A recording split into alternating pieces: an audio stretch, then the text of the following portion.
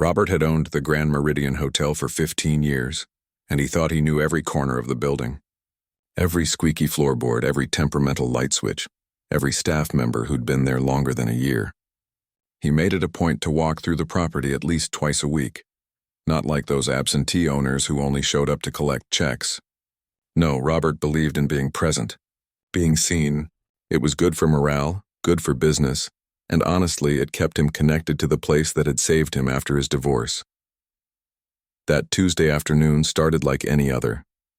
Robert was doing his usual rounds, clipboard in hand, checking off his mental list. The lobby looked pristine. The front desk staff greeted him with genuine smiles, not the fake ones you give to bosses you can't stand. The restaurant smelled like fresh bread and coffee. Everything was running smoothly, just the way he liked it. He turned down the hallway that led to the staff areas, the parts of the hotel guests never saw. The employee break room was at the end, a modest space with some worn couches, a microwave that had seen better days, and a bulletin board covered in shift schedules and someone's lost cat poster.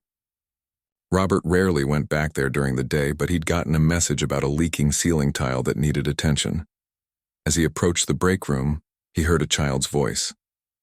That wasn't unusual. Sometimes staff members had to bring their kids in when school was out or babysitters fell through.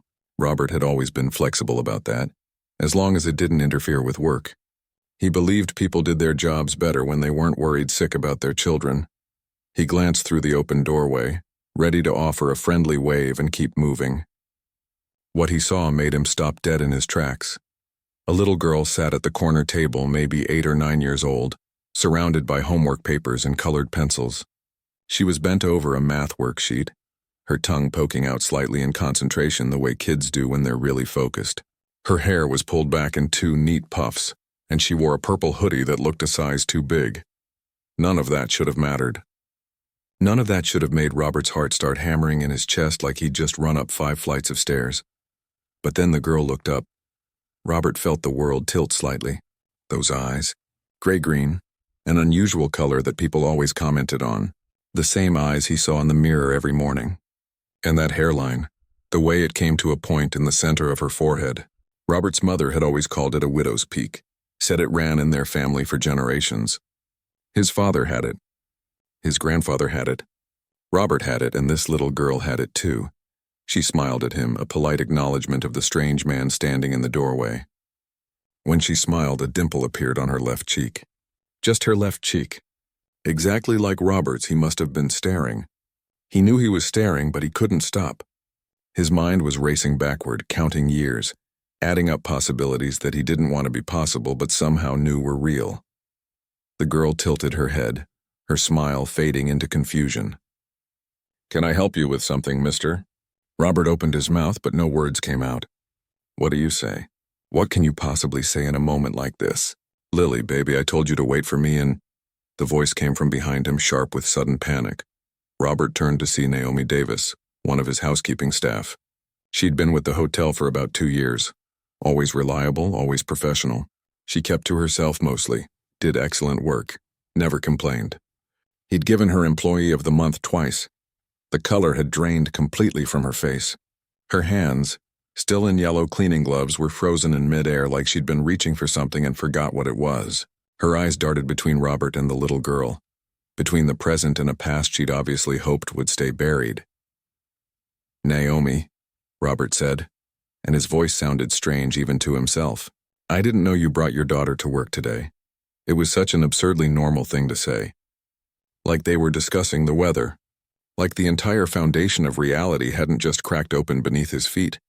Naomi pulled off her gloves slowly, buying herself time. Her school had a half day. "My sitter canceled. I'm sorry, Mr. Wellington, I know it's not professional, but I didn't have anyone else and—" "It's fine," Robert interrupted. He couldn't take his eyes off the child.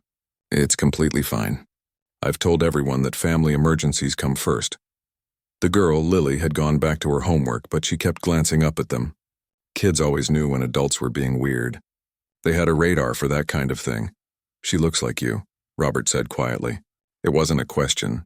Naomi's jaw tightened. "She looks like a lot of people." "Naomi, please." Her voice cracked. "Not here. Not now." Lily looked up again, more concerned this time. Mama, are you okay? I'm fine, baby. Naomi's professional mask slipped back into place, but her hands were shaking. I'm just talking to Mr. Wellington about work stuff. Nothing for you to worry about. Robert took a step back, giving them space, but his mind wouldn't stop working. 9 years ago. No, closer to 10 now. Before his divorce was final, during that awful gray period when he and Claire were separated but still technically married. He'd been a mess, drowning in paperwork and lawyers and the slow death of a 20-year marriage.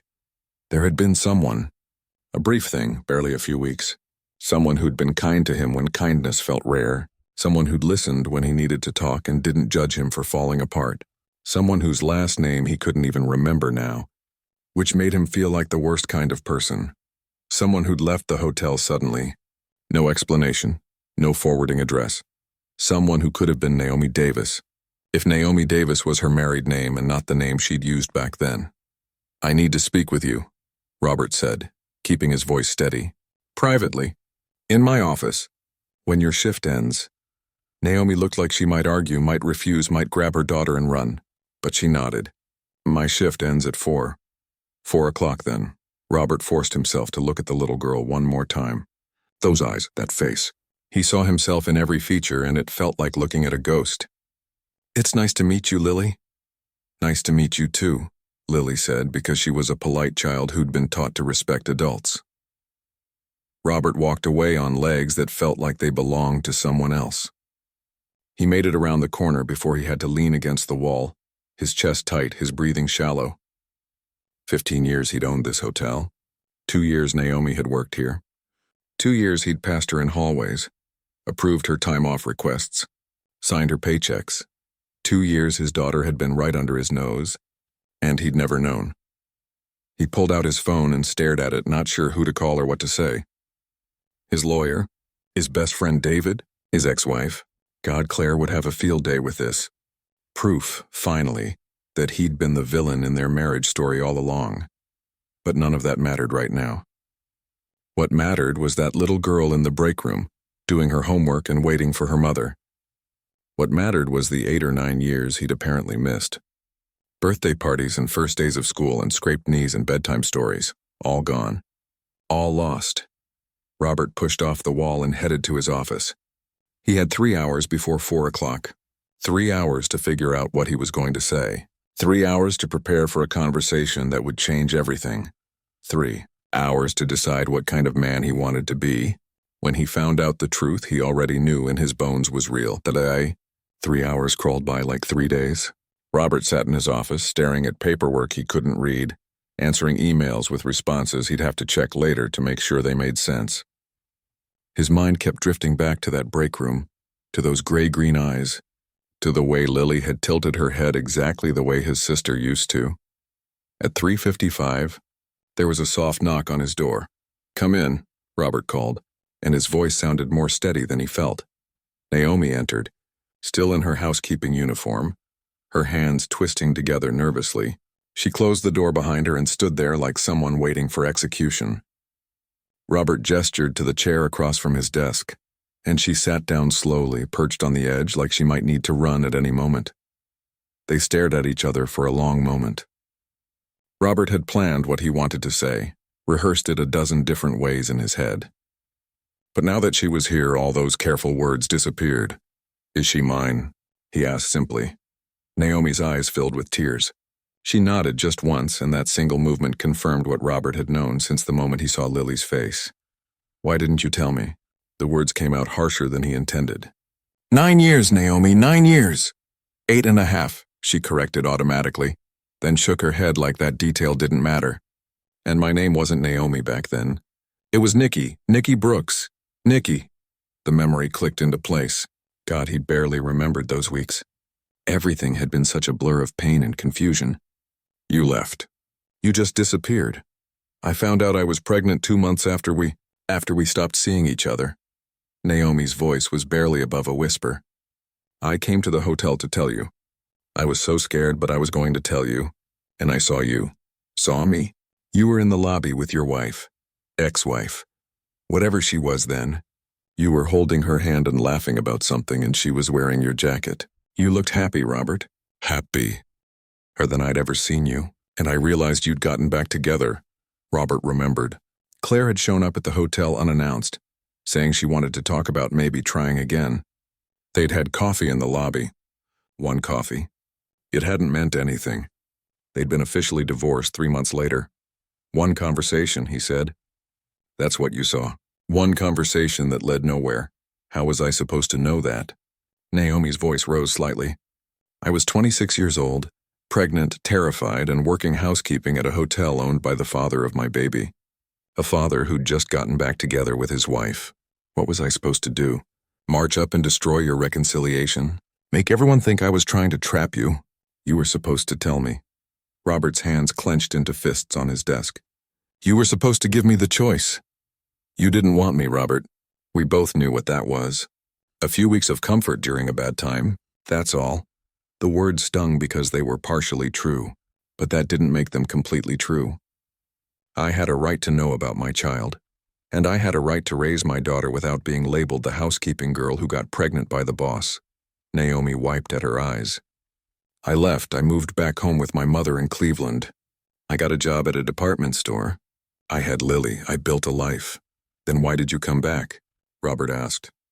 Why apply here again? Why risk this? Because my mother died last year, and Cleveland had nothing left for me. Because I got married and it didn't work out and I needed a fresh start. She met his eyes directly. And because I knew you'd gotten divorced. I saw it in the business news. I thought maybe enough time had passed that I could work here without you making the connection. Naomi Davis doesn't look much like Nikki Brooks. I've put on weight. Cut my hair. Changed my whole look. You didn't think I'd eventually see Lily? I thought I'd be careful. I thought I could keep her away from the hotel during my shifts. Today was an emergency. Her school called and I had no one else, and I thought if I kept her in the back, if I just finished my last 2 hours. Naomi trailed off. I never imagined you'd walk back there. Robert leaned back in his chair, trying to process everything. Does she know about me? She knows she has a father. She's been asking about you since she was 5. I told her. I told her you didn't know about her, that we'd lost touch before I found out I was pregnant. I didn't make you the villain, Robert. I never said you abandoned us or didn't want her. I just said you didn't know. Something in Robert's chest loosened slightly. At least she'd given him that. What did she think when she saw me today? Did she recognize the resemblance? She said I looked upset and that the hotel owner had pretty eyes like hers. Naomi smiled sadly. She's 8. She doesn't put things together like adults do. But she will soon. I want a paternity test, Robert said. He hated how cold it sounded, but he needed to be sure. Needed it to be official. Naomi didn't look offended. Of course. I expected that. And then I want to meet her properly as her father. Robert thinks she's my daughter. His voice was firm now. You kept her from me for 8.5 years. I'm not angry anymore. Well, I am. But that doesn't matter right now. What matters is that I have a child I didn't know about and I want to be her father. You can't just waltz into her life and disrupt everything. I'm not waltzing anywhere. But I missed her first word. Her first steps. Her first day of kindergarten. I missed everything, Naomi. Everything, and I can't get those years back, but I'll be damned if I miss one more day. Naomi was crying openly now. She's going to have so many questions. She's going to be confused and scared, and then we'll answer them together, both of us. As her parents, the word felt strange in his mouth. Parents, he was a parent. He'd been a parent for 8.5 years without knowing it. I need time, Naomi said. We need to do this right. We need to prepare her. We can't just drop this bomb on an 8-year-old. Robert wanted to argue. Every cell in his body wanted to go to Lily right now and tell her everything. But Naomi was right. This wasn't about what he wanted. This was about what was best for Lily. 1 week, he said. We get the paternity test done tomorrow. Results take a few days. And then we sit down with her together and tell her the truth. Naomi nodded slowly. 1 week? They sat in silence for a moment, the weight of the situation settling over them. Finally, Naomi spoke again, her voice small. I'm sorry. I'm so sorry, Robert. I thought I was doing the right thing. I thought I was protecting everyone. I know, Robert said, and he meant it. He could see it from her perspective, even if he didn't agree with the choice she'd made. But we move forward now. No more secrets. No more hiding. No more secrets, Naomi agreed. She stood to leave, but Robert stopped her. Wait, I need to know. What's she like? My daughter. Tell me about her. Naomi's face softened. She's brilliant. Top of her class in everything, especially math. She wants to be an engineer when she grows up. She loves to draw, but only with colored pencils, never markers. She's terrified of dogs, but wants a pet turtle. She's obsessed with space and knows all the constellations. She's kind, so kind. She shares her lunch with kids who forget theirs. She stands up to bullies even though she's tiny for her age. Robert felt tears prick his eyes. She sounds amazing. She is. She's the best thing I've ever done. Naomi paused at the door. And Robert? She's going to love you. Once she gets over the shock, once she understands that you didn't know, she's going to love having you in her life. She's always wanted a dad. After Naomi left, Robert sat alone in his office as the sun set outside his window. He pulled out his phone and did something he'd never done before. He called his lawyer, but not about business. I need you to help me establish paternity rights, he said when his lawyer answered. I just found out I have a daughter. I need to know what my legal options are. Then he called his best friend David, who'd known him since college. You sitting down? Robert asked. Because I've got news that's going to blow your mind. Last, he almost called his ex-wife Claire, but decided against it. That conversation could wait. This wasn't about their failed marriage or who was right or wrong in the divorce. This was about Lily, his daughter. Robert opened his laptop and searched, what do 8-year-old girls like? He felt ridiculous, but he needed to start somewhere. He had a week to prepare for the most important conversation of his life. A week to figure out how to be a father to a child who'd been living without him for 8.5 years. A week to make sure that when he finally sat down with Lily and told her the truth, he didn't mess it up. Because he only got one chance to make this right, and he wasn't going to waste it. The paternity test results came back on Friday. Robert already knew what they'd say, but seeing it in black and white made it real in a way nothing else had. Probability of paternity, 99%. Those numbers on a piece of paper meant everything had changed forever. He called Naomi immediately. We need to tell her. This weekend, tomorrow, Naomi agreed. Come to our apartment at 2 p.m. I'll prepare her as best I can. Robert barely slept that night. He kept thinking about what he'd say, how he'd explain things to an 8-year-old who'd spent her whole life wondering about her father. He bought books about blended families and watched videos about how to talk to kids about complicated situations. None of it felt like enough. Saturday afternoon, he stood outside Naomi's apartment building holding a small gift bag. Inside was a stuffed turtle. Naomi had said Lily wanted one as a pet, so maybe she'd like a stuffed version. He'd spent an embarrassing amount of time at the toy store wanting to get it exactly right. Naomi answered the door. She looked as nervous as he felt.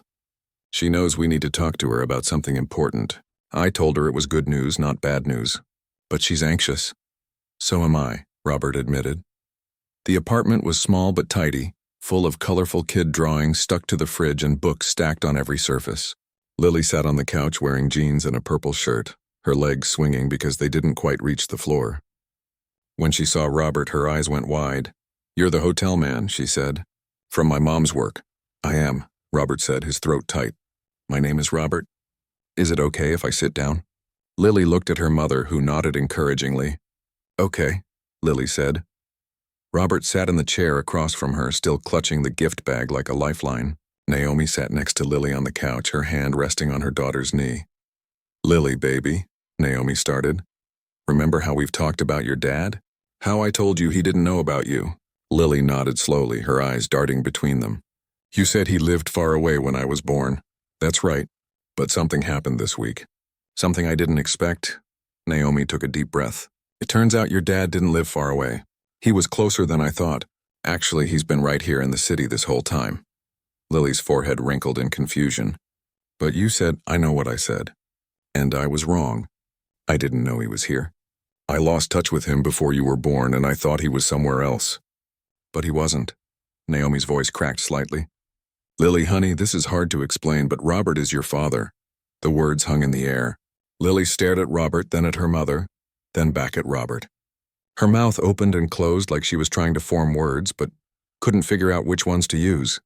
The hotel man? He finally said, her voice small. Yes, Robert said softly. I know this is confusing. It's confusing for me too. But it's true, Lily, I'm your dad. I didn't know about you until this week. But now that I do, I want to be part of your life. If that's okay with you. Lily was quiet for a long moment. Robert's heart hammered so hard he thought everyone in the room must be able to hear it. This was it.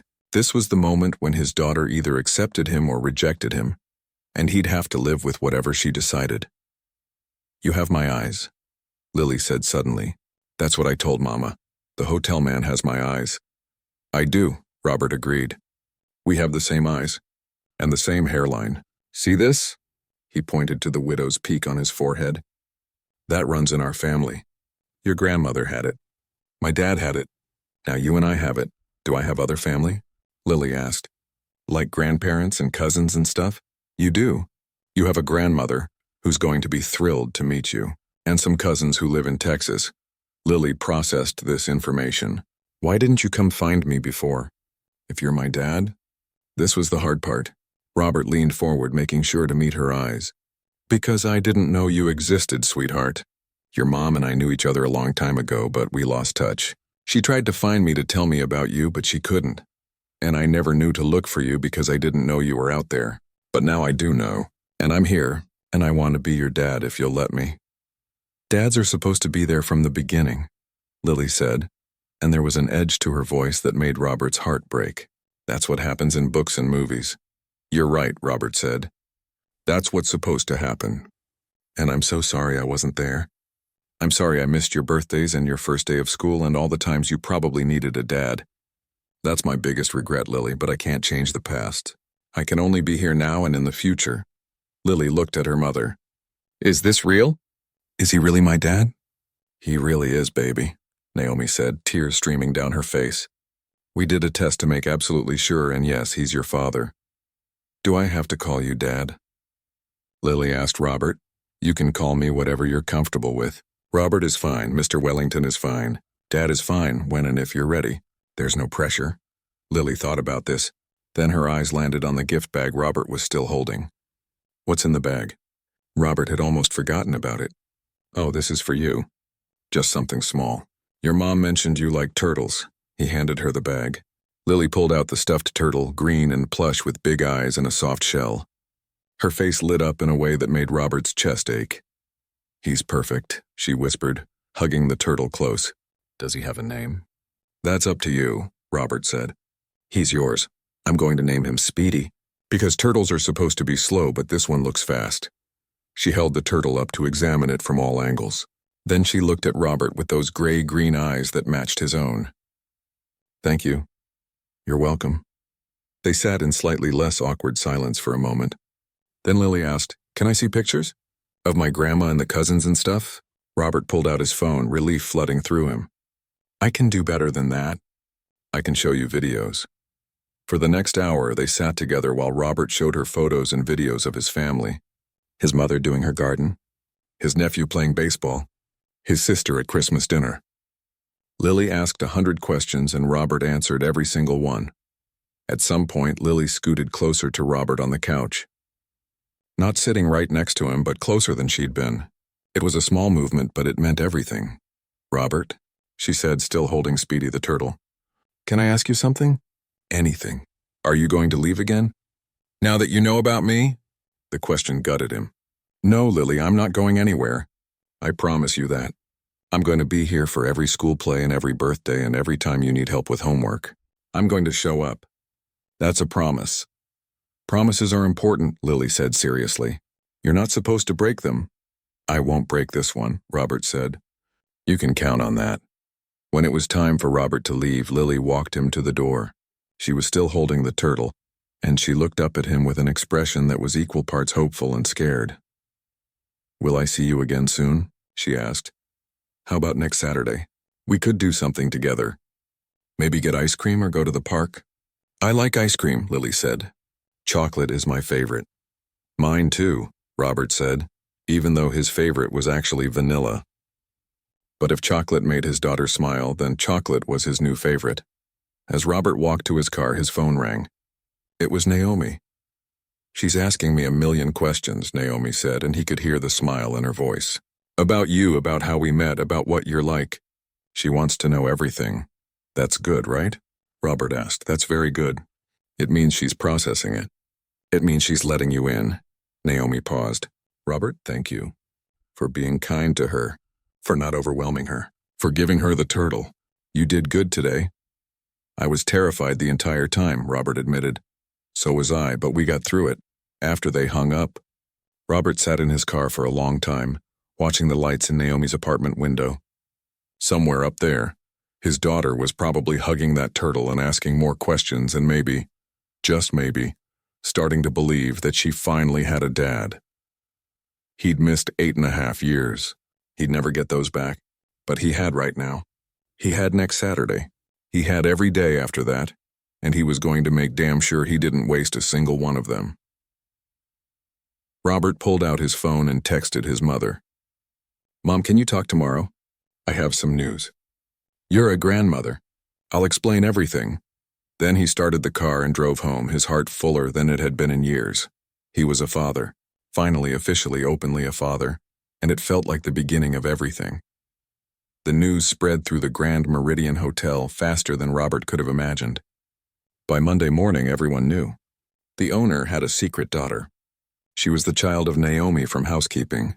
People had opinions, and they weren't shy about sharing them. Robert heard the whispers in the hallways. He saw the looks from staff members who'd worked for him for years. Some were supportive, congratulating him in the break room or sending kind emails. Others were less generous. He overheard 2 front desk clerks speculating about whether Naomi had planned this all along, whether she'd come back to the hotel specifically to trap him into acknowledging his daughter.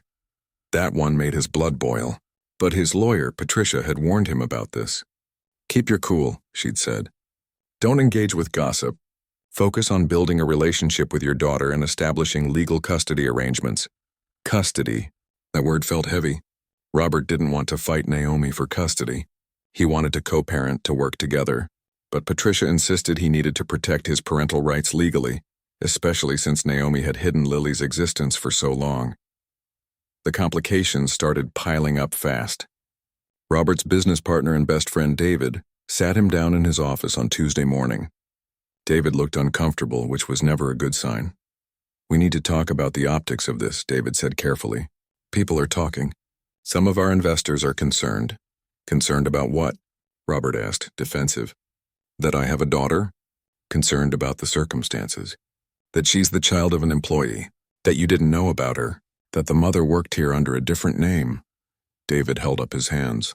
I'm not saying their concerns are valid. I'm saying they exist. What do they want me to do? Pretend she doesn't exist? Of course not. But you need to be careful about how you handle this. No special treatment for Naomi. No changes to her employment that could be seen as favoritism. Everything has to be above board. Robert knew David was right, but it frustrated him anyway. She's a good employee.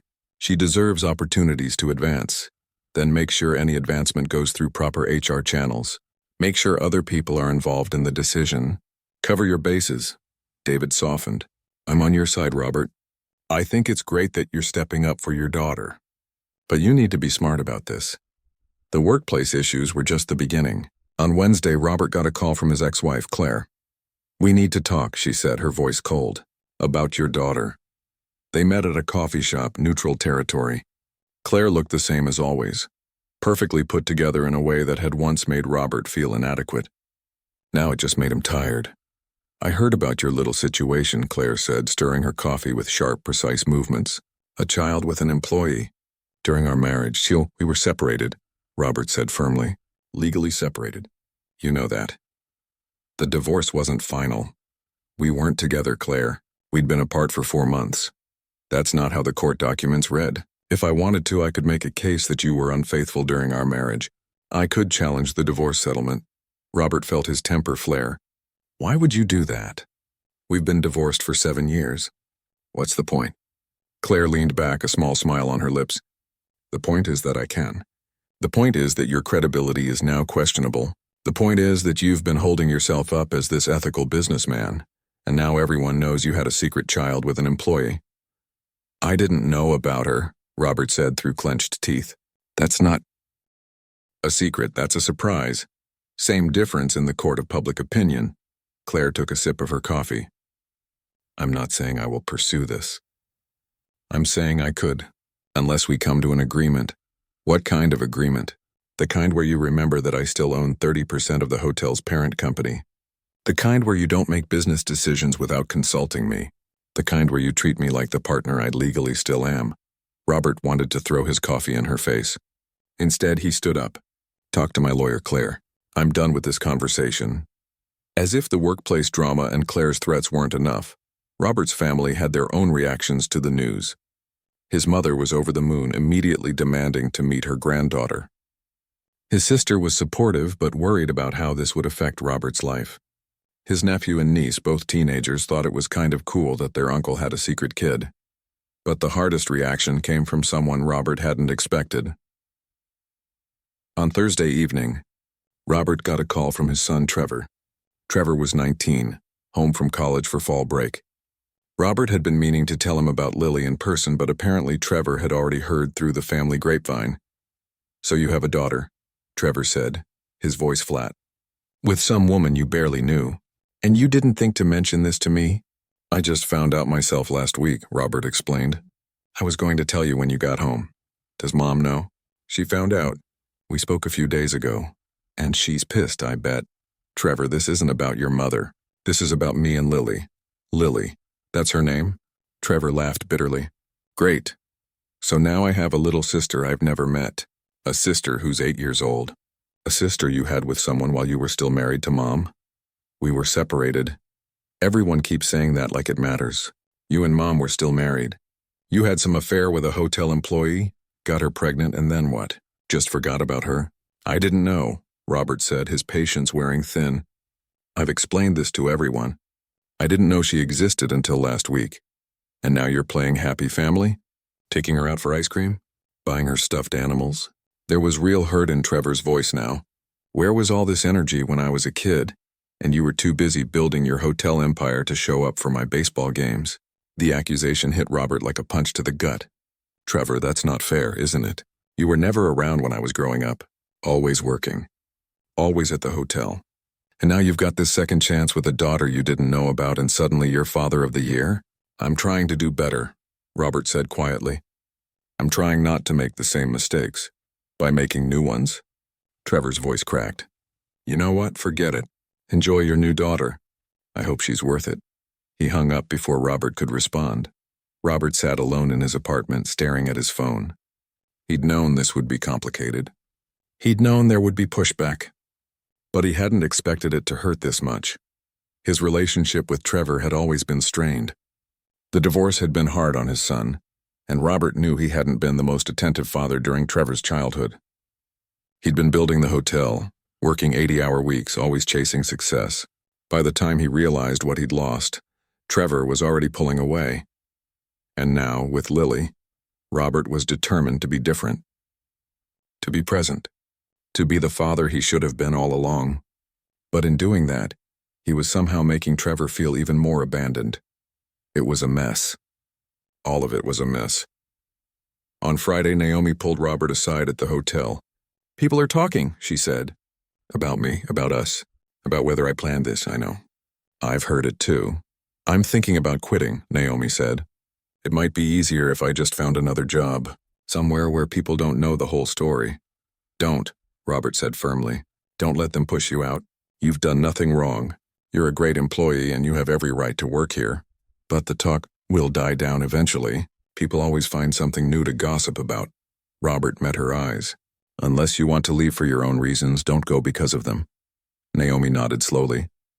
Okay, I'll stay. But I want to be clear about something. Whatever arrangement we work out for Lily, I don't want money from you. I don't want people saying I did this for child support or a payout. Lily deserves financial support, Robert said. This isn't about you and me. It's about making sure she has everything she needs. She has everything she needs. We're fine.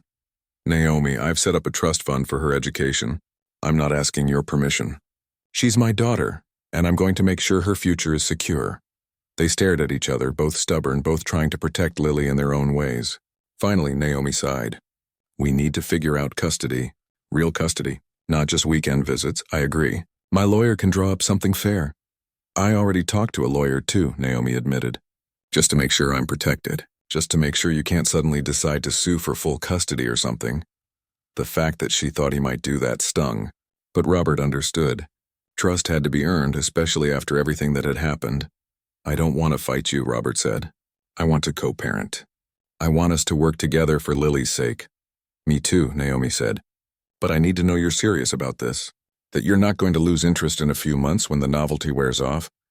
I'm her father, Robert said. That doesn't wear off. By Saturday, Robert was exhausted from the emotional roller coaster of the week. But he had his second visit with Lily scheduled, and he wasn't going to cancel no matter how drained he felt. They went for ice cream like they'd planned. Lily got chocolate with sprinkles. Robert got vanilla but told her he'd gotten chocolate. Small lies, harmless lies, the kind parents tell to bond with their kids. They sat in the park afterward, and Lily told him about her week at school. She'd gotten 100 on her math test. She'd drawn a picture of space that her teacher put on the wall. She'd made a new friend named Ashley who had a pet hamster. Robert listened to every word, storing away these details like treasures. This was his daughter's life, and he'd already missed so much of it. He wasn't going to miss anymore. Can I ask you something? Lily said, licking ice cream off her fingers. Of course. Do you have other kids? Besides me? Robert's heart sank. He'd known this question would come eventually. I do, I have a son. His name is Trevor. He's 19. So I have a brother. Lily's face lit up. That's so cool. Can I meet him? Maybe someday, Robert said carefully. He's going through some stuff right now. But yes, you have a brother. And you have a grandmother and an aunt and cousins. You have a whole family you haven't met yet. Will they like me? Lily asked, and the vulnerability in her voice made Robert want to protect her from everything bad in the world. They're going to love you, he promised. Just like I do. The words slipped out before he could stop them. He'd said it. He loved her. After just 2 visits, after just 2 weeks of knowing she existed, he loved this little girl with the gray-green eyes and the widow's peak and the brilliant mind. Lily looked at him seriously. Really? You love me? Really, Robert said. I know that might seem fast, but you're my daughter, and that means I love you. It's that simple. Lily thought about this while she finished her ice cream. Then she said, Okay, I think maybe I love you too. Is that weird? Not weird at all, Robert said, his voice thick with emotion. Not weird at all. 6 months changed everything. Robert had learned more about being a father in those 6 months than he'd known in his entire life. He learned that 8-year-old girls could talk for 45 minutes straight about absolutely nothing and everything at once. He learned that Lily hated having her hair brushed but loved when he tried to do it anyway, even though he was terrible at it. He learned that she was scared of the dark but wouldn't admit it, so he bought her a nightlight shaped like the moon for the nights she stayed at his apartment. The custody arrangement they'd worked out was simple. Lily spent weekdays with Naomi and every other weekend with Robert, plus 1 dinner during the week. It wasn't perfect, but it was working. Slowly, carefully, they were building something that resembled a family. Robert had transformed one of his spare bedrooms into Lily's room. He'd let her pick out the paint color, a purple so bright it almost hurt to look at. She'd chosen constellation stickers for the ceiling and a desk, where she could do homework and draw her elaborate space pictures. The room was full of stuffed animals now, including Speedy the turtle who held a place of honor on her pillow. The hotel gossip had mostly died down, replaced by new scandals and dramas. Naomi still worked in housekeeping, though Robert had made sure she got a raise through proper channels with HR documentation and everything. Some people still whispered, but most had moved on. That's how gossip worked. Eventually, something more interesting came along. Robert's mother had met Lily in the 2nd month, and it had been love at first sight on both sides. His mom, Helen, was the grandmother Lily had never had. She taught Lily to bake cookies and took her to museums and spoiled her in all the ways grandmothers were supposed to. Watching them together made Robert's heart ache in the best way. His sister had been cautious at first, but warmed up quickly. His niece and nephew thought Lily was adorable and treated her like a little sister, which made Lily glow with happiness. But Trevor still hadn't met her, and that was the one piece that didn't fit. The one relationship Robert couldn't fix no matter how hard he tried. He'd called Trevor dozens of times, left messages, sent texts. Trevor responded occasionally, always brief, always distant. He'd come home for Thanksgiving but had stayed with his mother instead of Robert. Christmas had been the same. Trevor was polite when they spoke, but never warm. Never open. Robert didn't know how to bridge that gap. Every time he tried to talk about it, Trevor changed the subject or found an excuse to hang up. Then, in March, everything shifted. Lily got sick. What started as a cough turned into pneumonia. By the time Naomi realized how bad it was, Lily's fever was spiking and she was struggling to breathe. The hospital admitted her immediately. Robert got the call while he was in a business meeting.